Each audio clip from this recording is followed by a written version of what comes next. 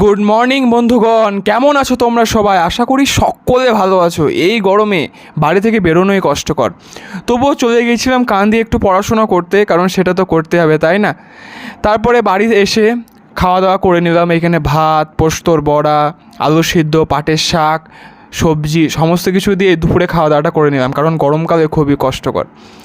তারপরে তোমাদের দেখায় আমার গাছের যে কটা কালেকশন আছে।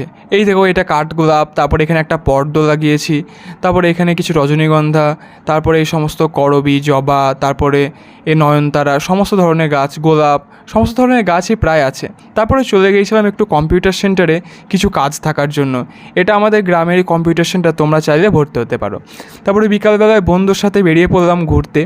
তারপরে সন্ধে লাগাতে আমরা চলে গেলাম একটু ঘুগনি খেতে আর ডিম সিদ্ধ খেতে। এটা আমাদের গ্রামে। এই দেখো বন্ধু কত সুন্দর করে ঘুগনি খাচ্ছে। আমরা খাওয়া দাওয়া করি, ততক্ষণ তোমরা সাবস্ক্রাইব করো। টাটা।